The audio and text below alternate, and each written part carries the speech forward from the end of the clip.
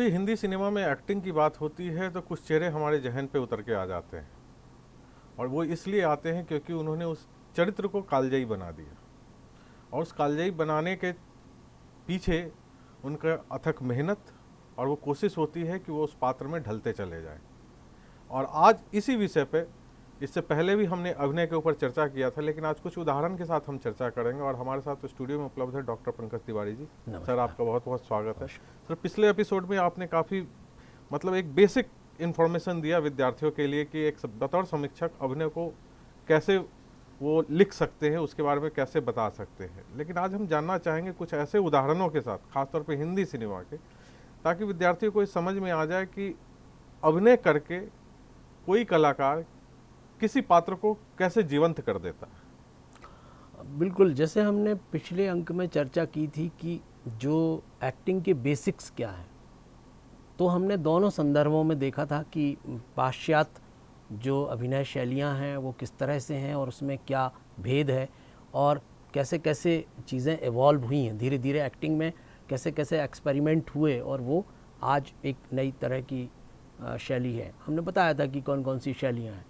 और उसी तरह हमने भारतीय जो परंपरा है, नाट्य परंपरा है, उसमें नाट्यशास्त्र, अभिनय गुप्त और धनंजय जिन्होंने दश रूपक लिखा है, तो जो नाट्य है और उसमें अभिनय की जो परंपरा है उस पर हमने बात की थी। आज हम ये कोशिश कर रहे हैं बताने की कि जो जब फिल्म समीक्षक लिखने बैठता है तो वो उसके लिए रेफरेंस पॉइंट क्या है। जैसे वो किसी अभिनेता के लिए 5 नंबर दे रहा है, 5 में से 5 दे रहा है, 10 में से 10 दे रहा है, तो वो किस रेफरेंस, उसके लिए रेफरेंस पॉइंट क्या है। तो अब आप भारत में यदि सिनेमा के कलाकारों को, अभिनेताओं को देखेंगे तो आपके पास अमिताभ बच्चन से लेकर नसरुद्दीन शाह तक एक बहुत बड़ी रेंज है। आपके पास ओम पुरी से लेकर गोविंद नामदेव तक और आशुतोष राणा से लेकर इरफान तक आपके पास तमाम तरह के जो अभिनेता हैं वो मौजूद हैं, और उनकी कालजयी फिल्में आपके सामने हैं। उनमें कालजयी चरित्र जो उन्होंने निभाए हैं वो आपके पास संदर्भ बिंदु की तरह मौजूद हैं।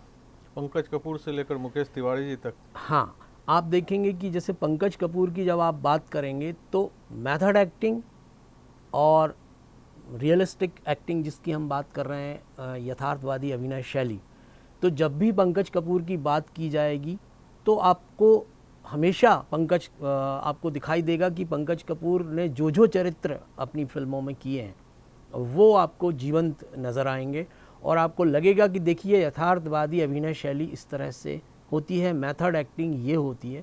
और इसमें एक और मैं नाम लेना चाहूँगा यहाँ पर, पंडित सत्यदेव दुबे, जो कि ख़ासतौर पर बेसिकली वे बिलासपुर के छत्तीसगढ़ जो अनडिवाइडेड मध्य प्रदेश के रहने वाले हैं, और जिन्हें यथार्थवादी अभिनय शैली का गुरु माना जाता है। कहा जाता है कि नसरुद्दीन शाह से लेकर अमिताभ बच्चन तक और ओमपुरी से लेकर जितने भी धुरंधर अभिनेता हमें देखने को मिलते हैं, वे सब कहीं ना कहीं सत्यदेव दुबे जी के शिष्य रहे हैं और उन्होंने उनसे अभिनय सीखा है। और ख़ास तौर पर जो वाचिक अभिनय है, जो वॉइस एक्सरसाइजेज हैं, जो वॉइस कल्चर है, उसके बारे में सत्यदेव दुबे पूरी दुनिया में एकमात्र ऐसे व्यक्ति थे जिन्होंने यथार्थवादी अभिनय शैली में बहुत ज़्यादा प्रयोग किए और उन्होंने अपनी एक स्टाइल विकसित की थी। तो मतलब ये कहा जा सकता है कि ये जितने भी जो एक्टर एक्ट्रेस आज की तारीख में काम कर रहे हैं वो कहीं ना कहीं किसी न किसी स्कूल ऑफ थॉट से इंस्पायर्ड होकर और उनसे मोटिवेटेड हैं। बिल्कुल, जो फिल्म समीक्षक है उसको लिखने के लिए ये सब चीज़ें पढ़ना ज़रूरी है कि फिल्मी दुनिया में क्या हो रहा है, कौन कैसे अपने आप को ट्रेंड कर रहा है। समस्या ये हो जाती है कि जब भी अभिनय की बात होती है, एक्टिंग की, तो उसे बहुत हल्के में या बहुत नॉन सीरियस तरीके से लिया जाता है। लोगों को लगता है कि कोई भी एक्टिंग कर सकता है, जबकि ऐसा नहीं है। जो अच्छे एक्टर होते हैं, जो अच्छे अभिनेता होते हैं, चाहे अभिनेत्रियां हों, वो रोज़ वर्कआउट करते हैं, रोज़ अपना रियाज करते हैं, उसी तरह साधना करते हैं जैसे कि कोई क्लासिकल डांसर। तो जो अच्छे अभिनेता और अच्छे अभिनेत्रियां होते हैं वे भी अपने अपने तरीके से रोज़ वर्कआउट करते हैं, अपनी साधना करते हैं, अपने वॉइस पर, अपनी बॉडी पर, अपने इमोशंस पर। बहुत तरह तरह की एक्टिंग में एक्सरसाइजेज हैं, उन पर ब्रीदिंग एक्सरसाइज, जैसे ब्रीदिंग एक्सरसाइज की हम बात करें तो अकेली ब्रीदिंग एक्सरसाइज पर ही बहुत सारा ऐसा मटेरियल है, क्योंकि जब आप संवाद बोलते हैं तो आपको एक श्वास की आवश्यकता होती है, और एक निश्चित समय पर श्वास छोड़ना है और एक निश्चित समय पर आपको श्वास लेना है, और वो किसी को पता भी नहीं चलना चाहिए। वही आपके आवाज़ के मॉड्यूलेशन को चेंज करता है और तो ये तमाम इम्पैक्ट क्रिएट करता है, इफेक्ट क्रिएट करता है दर्शक के ऊपर। बिल्कुल, ये तमाम तरह की आवाज़ के माध्यम से ही वो इमोशन क्रिएट हो रहा है। तो जब भी आप अभिनय के विषय में लिखेंगे तो आपको ये तमाम चीज़ों के बारे में थोड़ा पढ़ना है, थोड़ा चीज़ों के संदर्भ लेना है। आपको तमाम तरह के जो अच्छे एक्टर्स हैं, ख़ासतौर पर जिन्होंने बेहतरीन काम किया है, जैसे आप नसीरुद्दीन शाह का नाम ले सकते हैं, इरफान का, आज के ज़माने में यदि आप नवाजुद्दीन सिद्दीकी की बात कर सकते हैं, और भी बहुत सारे पंकज कपूर की बात आपने की, अनुपम खेर में बहुत बेहतर काम कर रहे हैं। इवन आपने सीमा विश्वास जी का नाम लिया था पिछले एपिसोड में, उनका भी कार्य मतलब कालजयी ही है।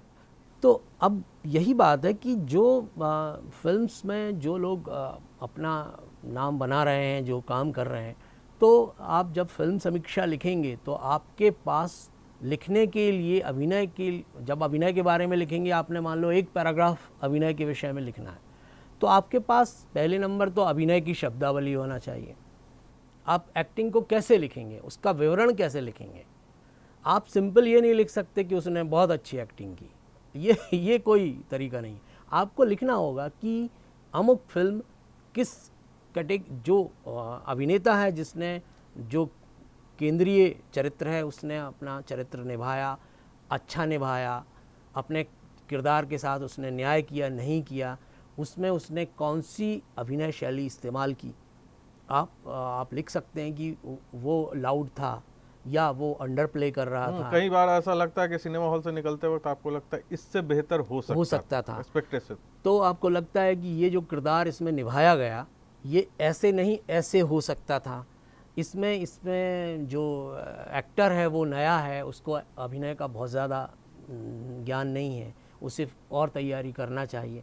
तो ये तभी लिख पाएंगे जब आपको खुद अभिनय का ज्ञान होगा, नहीं तो आप नहीं लिख सकते।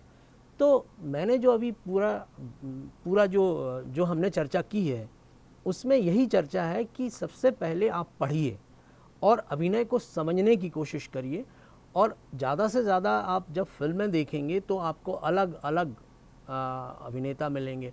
जैसे आप कंगना रनौत की बात कर सकते हैं कि कंगना ने जो भी अभी किरदार किए हैं उसके लिए उन्होंने मेहनत की है। जैसे अभी रानी लक्ष्मीबाई की बात करें हम, चाहे इसके पहले तनु बैट्स मनु 2 जो आई है, मणिकर्णिका, वही तो उसमें उन्होंने एक दिल्ली यूनिवर्सिटी के एक कॉलेज के हॉस्टल में 3 महीने रहकर, और जो हॉकी प्लेयर्स हैं उनका मैनरिज्म एडॉप्ट किया, सीखा। एक लड़की को एक हरियाणा की हॉकी प्लेयर को ऑब्ज़र्व करते हुए अपने मैनरिज्म में बदलाव किया और एक नए तरह का किरदार गढ़ा। ऐसे बहुत सारे आपको एग्जाम्पल मिलेंगे कि लोग जाकर सीखते हैं, क्योंकि देखिए आपकी कल्पना से बहुत कम चीज़ें हो सकती हैं, कल्पना की एक सीमा है, लेकिन जो यथार्थ में मौजूद है वो बहुत विविधता, क्योंकि हर व्यक्ति एक अलग कैरेक्टर प्ले कर रहा था अपनी निजी जिंदगी में, और अब जब आप उसके कैरेक्टर को प्ले, तो आपको तो देखना तो पड़ेगा ही, तो उसके हाव भाव, चाल ढाल, उठने बैठने, तमाम चीज़ों को, तभी जाके कोई जब दर्शक उस फिल्म को देखेगा या समझेगा तो उसको लगेगा कि हाँ ऐसा ही होता है। अब किसी मूक बाधिर का ही रोल करना है तो आपको मूक बाधिर के उस साइन लैंग्वेज और तमाम चीज़ों को समझना होगा, जैसा कि ब्लैक में किया अमिताभ बच्चन साहब ने। तो ये सब चीज़ों को समझने के लिए आपको, जैसे एक बहुत बेसिक एक्सरसाइज है जिसको हम बोलते हैं ऑब्जर्वेशनल एक्सरसाइज। आपको कुछ नहीं करना है, आपको किसी कैरेक्टर को, किसी भी, चाहे आप एक भिखारी को आप दिन भर ऑब्ज़र्व करिए कि वो कैसे उठ रहा है, कैसे चल रहा है, क्या है। जैसे ये सब नाट्य जो भी हमारे ड्रामा के स्कूल्स हैं या एक्टिंग के स्कूल्स हैं, उसमें ये सब रेगुलर पढ़ाया जाता है कि आप एक कैरेक्टर को रोज़ जाकर ऑब्ज़र्व करिए, फिर उसके बारे में लिखिए, फिर उसको इमिटेट करने की कोशिश कीजिए, तो आप धीरे धीरे अभिनय को सीखते हैं। तो कहने का तात्पर्य यह है कि ये तमाम चीज़ें मौजूद हैं, आपको उनको पढ़ना है और संदर्भ लिखना है। जब आप लिख रहे होते हैं तो आपको लिखना पड़ेगा कि ये जो किरदार किया है ये अमुक फिल्म में अमुक किरदार से मिलता जुलता है। वो संदर्भ आप तभी दे सकते हैं जब आपको उन चीज़ों के बारे में मालूम है।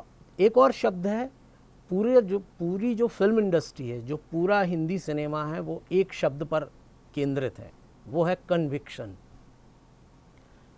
यदि जो हॉल में बैठे दर्शक हैं जो देख रहे हैं आपकी फिल्म, उनको यदि आप विश्वास दिला सकते हैं अपनी एक्टिंग के द्वारा, जैसे कि एक हीरो आता है और एक दरवाजे पर लात मारता है, वो दरवाज़ा टूट जाता है, तो जो सामने बैठा दर्शक है उसके मन में ये है कि ये लात मारेगा और दरवाज़ा टूट जाएगा। तो ये जो कन्विक्शन है, ये एक्टिंग की देन है कि आप कितने शिद्दत से, कितनी इंटेंसिटी के साथ अपना रोल प्ले कर रहे हैं कि सामने वाले को ये समझ में आ गया कि नहीं, ये मारेगा और टूट जाएगा। तो एक बहुत बड़ा शब्द है कन्विक्शन। तमाम अभिनय शैलियों के बावजूद भी कन्विक्शन एक बहुत बड़ा शब्द है। और जब आप फिल्म समीक्षा लिखते हैं तो आप एक शब्द में लिख देते हैं कि उसका जो चरित्र है उसने कन्विंस किया, मतलब वो कन्विंसिंग लगा कि हाँ, एक आदमी ऐसे रहता, ऐसा रोल करता तो वो ऐसा ही होता, यथार्थ में भी ऐसा होता।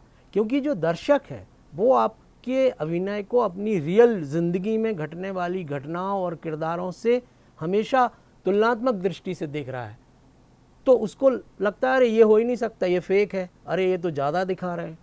तो इसका मतलब ये है कि ये तमाम चीज़ें आपको समझना होंगी। इस मामले में अनुपम खेर साहब की एक्टिंग भी अब तक जितनी हुई हैं वो हर फिल्मों में एकदम अलग अलग तरीके से कन्विंसिंग रही हैं।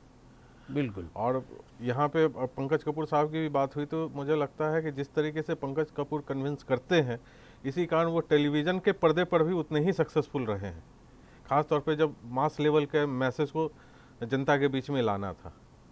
बिल्कुल सही कह रहे हैं आप कि देखिए, जब भी आप अभिनय की बात करेंगे और जब हम सिनेमा में अभिनय की बात करेंगे और जब हम टेलीविज़न में अभिनय की बात करेंगे तो फिर एक डिफरेंस आ जाएगा। फिल्म समीक्षक को टेलीविज़न में होने वाले अभिनय, रंगमंच पर होने वाले अभिनय और सिनेमा में होने वाले अभिनय, इन तीनों के बीच अंतर को समझना होगा। हाँ, क्योंकि जो रंगमंच है वो लाइव मीडियम है, जीवंत माध्यम है, और वो जो है वो उसको ये कहा जाता है कि वो ज़िंदगी है, लाइफ आप सीधा देख रहे हैं। ब्रेख्त ने कहा था, जो बर्टोल्ट ब्रेख्त जर्मनी के नाटककार जैसे मैंने जिक्र किया, उन्होंने कहा था कि जो प्रोसेनियम थिएटर होता है उसमें 3 दीवारें होती हैं, एक बैकग्राउंड होता है और साइड के दोनों दीवार होते हैं और सामने दर्शक बैठते हैं। तो उन्होंने एक सिद्धांत भी करके एक सिद्धांत दिया था और उन्होंने कहा कि ये जो 4th वॉल है इसको ब्रेक करना है, जो किरदार हैं और जो दर्शक हैं उनको, उनके बीच में अंतर संबंध स्थापित करना है। तो जो रंगमंच है वो एक बिल्कुल, थिएटर जो है वो एक्टिंग के लिए बिल्कुल अलग माध्यम है, उसमें बाध्यताएं अलग हैं, लिमिटेशंस हैं, बहुत सारी चीज़ें हैं। लेकिन जो टेलीविज़न है उसकी अलग लिमिटेशंस है, वो क्लोज़अप मीडियम कहा जाता है, उसमें एक अलग तरह की आपको जो अभिनय शैली दिखाई देगी। और जो फिल्म है उसको बोलते हैं लार्जर देन लाइफ, जैसे कि टेलीविज़न को बोलते हैं विंडो टू द वर्ल्ड। इसी तरह आप देखेंगे कि ये लार्जर देन लाइफ है, ये भव्य है, ये व्यापक है, बृहद है, तो इसमें जो अभिनय शैली है वो भी अलग है। तो जब भी आप फिल्म समीक्षक के तौर पर लिखते हैं तो देखिए, बहुत सारे फिल्म समीक्षक लिखते हैं कि ये फिल्म जो है एक टेलीविज़न सीरियल जैसी लगी, इसमें कहीं भी फिल्म के कोई गुण नहीं थे, इसमें कोई सिनेमैटिक पॉइंट ऑफ व्यू नहीं था। तो वो तब लिख पाते हैं तब जबकि वे उस माध्यम को समझते हैं, उस माध्यम में हो रहे अभिनय को समझते हैं।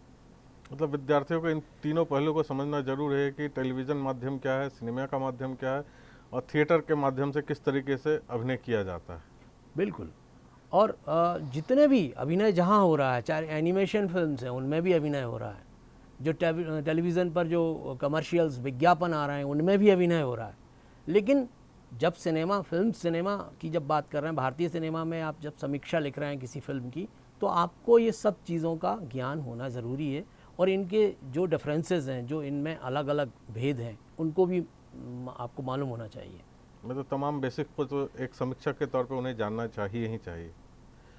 और यहाँ पे ये भी देखा गया है कि कई बार समीक्षक ये चूक कर देते हैं कि थोड़ा बायसिंग हो जाते हैं। अगर उन्हें निजी तौर पे वो कैरेक्टर पसंद है या वो एक्टर पसंद है तो उसके बारे में ही थोड़ा ज़्यादा बढ़ा चढ़ा कर लिख देते हैं। तो मुझे लगता है कि यहाँ पे बतौर समीक्षक इस चीज़ से बचना चाहिए।